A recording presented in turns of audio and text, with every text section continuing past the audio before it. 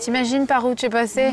Et regarde là, comme ça va aller vers le mieux, hein, y a pas de raison. Imagine en 1 mois et demi les progrès qu'ils sont en train de me dire là. C'est tellement simple en fait de faire du bien aux gens. Quand on regarde un sourire, ça coûte quoi? Et en fait, non, on est tous là, tu sais, dans les salles d'attente. Je disais avec le jeune qui était en fauteuil sur nos smartphones et tout. Et en fait, juste un échange, un sourire mais c'est tellement... Voilà, ça nous coûte quoi? Pas grand-chose, en fait. Bonjour à tous. Vous le savez, sur Equideo, le cheval est toujours au centre de nos sujets. Et une fois de plus, on vous partage une histoire vraiment exceptionnelle. À 17 ans, Aurélie venait juste d'être championne de France de horseball quand elle a été victime d'un accident de la route. Des dizaines d'opérations, une amputation, sa vie basculait pour des années de galère. Son cheval a sans aucun doute été un des moteurs qui lui a donné l'envie et la force de se battre pour remonter et surmonter ce drame. Aujourd'hui, c'est avec une pêche d'enfer et une volonté incroyable qu'Aurélie se lance dans un tour de France des centres de rééducation avec son cheval. C'est à quelques kilomètres d'Aix-en-Provence, au centre de rééducation Paul Cézanne de Mimé, que nous avons vécu la première étape du long périple d'Aurélie, qui continuera dans quelques semaines dans les grandes villes de France. Quel que soit ce qu'on a perdu, en général, c'est pour trouver d'autres belles choses. C'est vrai. Moi, je dis toujours, voilà, il me manque un morceau de jambe, mais j'ai tellement découvert d'autres belles choses et je profite tellement de chaque petite seconde maintenant que je ne reviendrai pas en arrière. C'est magnifique. C'est ce qu'il faut. Non, magnifique. Hein? Vous, ça va le moral? Oui, oh oui, très bien, très bien. À côté de vous, si vous voulez, j'ai une épine dans un doigt de pied, quoi. C'est vrai, tout, ouais. Et ça va, votre épine? Comment elle va? Elle va bien, elle va bien. Ah, ça fait pas loin de 4 mois que je suis là. D'accord. 4 mois ici, au centre de rééduc? Ah oui, en changeant. Oui, en faisant quand même un peu des allers-retours. J'ai été opéré d'un polype cancéreux il y a 1 mois juste. Ouais. Ça m'a retardé dans ma rééducation. Bon, j'ai des petits-enfants. Ah bah alors, Hein? il faut vite se remettre pour galoper avec eux. Hein. Ils doivent s'éclater sur le fauteuil là, non? Les petits, ils montent là sur vous, non? Bien sûr. Ah bah oui. Allez, ils me montrent allez comment papy, il faut allez. Attention parce qu'ils vont vous faire cabrer après. Et boum. Kilomètres en fait à cheval? À cheval, on va faire à peu près 25-30 km par jour. Et on fera une pause pendant le Tour de France un jour tous les 5 jours. Voilà. Et après, quand on sera dans les centres de rééducation, selon le centre et le nombre de patients à rencontrer, puisqu'après, le but, c'est de rencontrer, d'aller dans le centre, tout ça. Voilà, là, on va rester peut-être 1 jour ou 2 en fonction du nombre de patients pour prendre le temps, quoi. Donc, c'est pour ça que c'est pas simple de caler l'itinéraire à l'avance parce que moi, je veux qu'on le fasse vraiment au feeling, en fonction des gens qu'on rencontre. C'est ça. C'est ça. Oh, et puis il va y en avoir là de l'imprévu. C'est pour ça que quand on nous demande combien de temps on part, je dis entre 4 et 6 mois, quoi. C'est une sacrée fourchette, quoi. C'est large quand même. Ah, c'est plus une fourchette, c'est un râteau, là.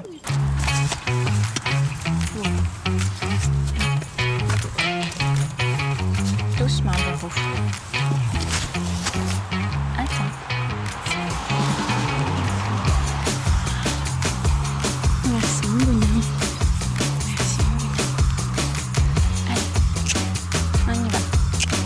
Hey, bonhomme.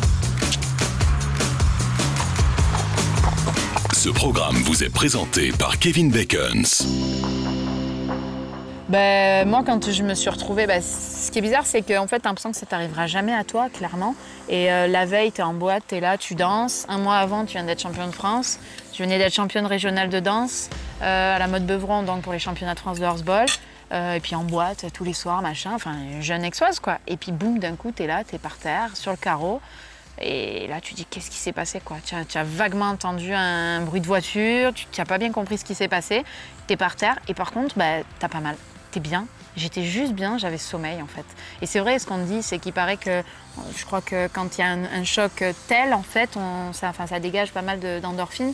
Et du coup, heureusement, parce que sinon, peut-être que la douleur, elle serait pas supportable, quoi. Et j'étais par terre et j'étais bien. Et j'ai eu de la chance parce qu'il y a un pompier qui est passé par là et qui n'aurait pas dû, en fait. Hein. C'était pas prévu, il avait fini. Il avait terminé son service. Moi, la voiture m'est venue sur la droite, donc j'ai mis un coup de volant pour l'éviter. Alors que peut-être en freinant, elle serait passée devant moi, mais bon, tous les motards me disent que quand tu vois quelque chose venir à droite, tu pars à gauche, quoi.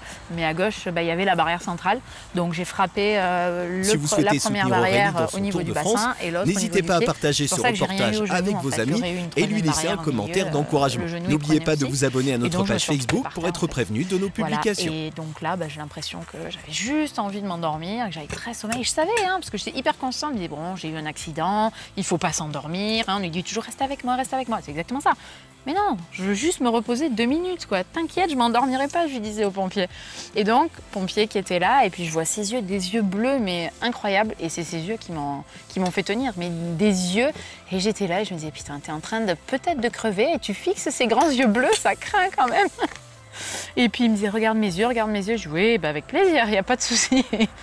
Voilà, et donc bah, après lui, il a il a pris les choses en main, il a appelé directement un chirurgien, il a dit, voilà, il faut préparer ça, ça, ça. Heureusement qu'il avait le numéro de portable du chir.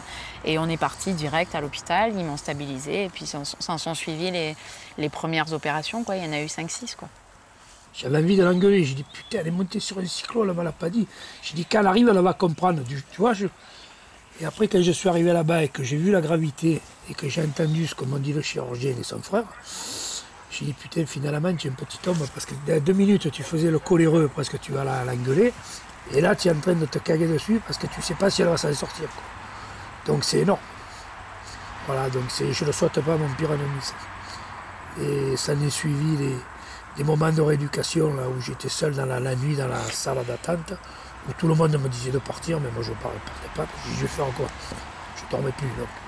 C'est qu'en plus, ils ont essayé de sauver ma jambe en fait au début, parce que j'ai pas perdu ma jambe directement. J'avais le pied qui était tout écrasé en fait, mais ils ont essayé parce que voilà, ils savaient tout ce que je faisais, ils ont beaucoup échangé et ils ont dit bon, on va essayer de sauver le pied, mais ça revascularisait pas. Donc ils m'ont amputé une première fois, du coup, parce que voilà, ils se sont dit on va essayer d'amputer que le pied. Et puis en fait, ça a continué, ça a fait gangrène. Ils voulaient amputer le moins possible. En fait, ça a continué à remonter et là, il a fallu réamputer en fait une deuxième fois. Et c'est pour ça que je suis amputée très court, mais il fallait sauver le genou, quoi. Et c'est grâce au genou que je peux faire aussi tout ce que je fais plus aisément, on va dire, quoi. Je pense qu'au début, pour ma part, tu vois pas encore que c'est une nouvelle vie. Moi, je voulais juste que ma vie, elle continue. Je voulais pas lâcher celle d'avant. Je voulais juste que tout reprenne comme avant.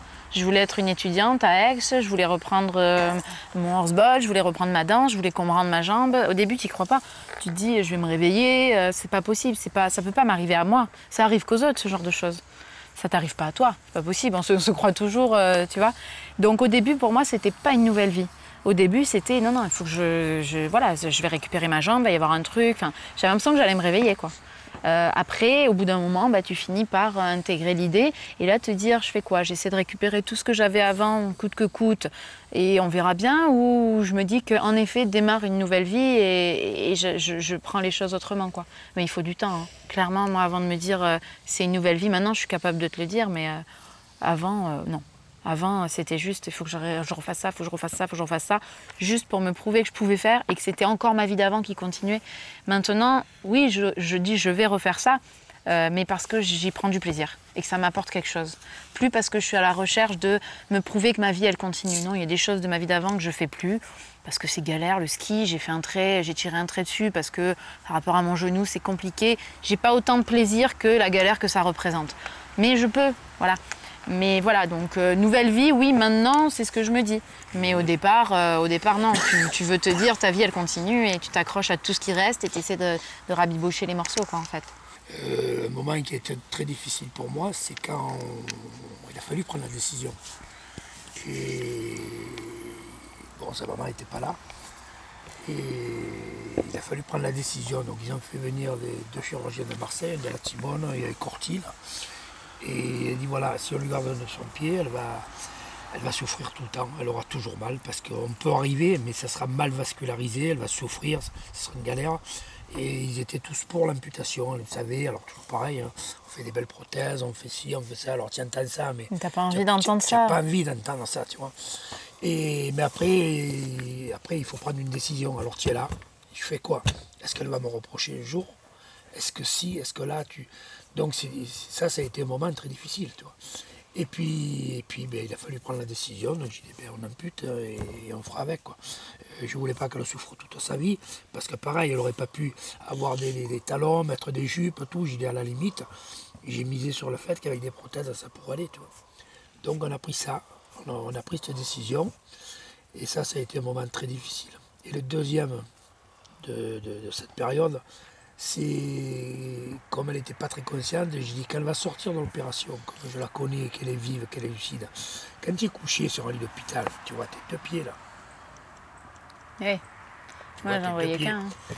J'ai dit, quand elle va arriver, qui vont l'avoir amputé, elle va avoir plus qu'un. Et ça, j'ai dit, ça va être un moment terrible. Tu vois. Et j'avais du mal. Hein, et le chirurgien est venu, il m'a dit, mais faites quoi là? Ne vous inquiétez pas, il m'a dit. Hein. Elle va assumer comme les autres, elle est forte. Et ça ne suffisait pas, tu vois. Mais tu savais que quand elle allait voir son pied, finalement, ben, on n'en a pas trop parlé. Même quand j'allais la voir, on n'a pas trop parlé, j'ai rien dit. On n'a jamais parlé de l'après, de ce qu'on allait pouvoir faire ou pas, des décisions qui avaient été prises. On n'a jamais parlé. On est toujours allés de l'avant, ensemble, de la même manière, tu vois, voilà, complémentaires. Dans le même sens. Mais jamais on n'a parlé de ce qui avait été fait, pas fait, ou est-ce qu'on allait réussir à faire ça. Non, on avance. On avance et puis en fait, on voit. Check, bye, check. Bien. T'es pas obligé de me rouler un patin.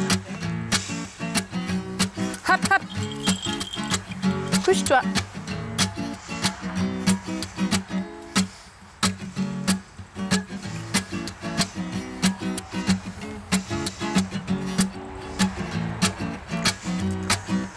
À 17 ans, t'étais champion. Ton cheval, ton père et ton podium sur tes deux jambes. Et pleine de charme, c'était un mois avant le drame, un accident d'une grande violence.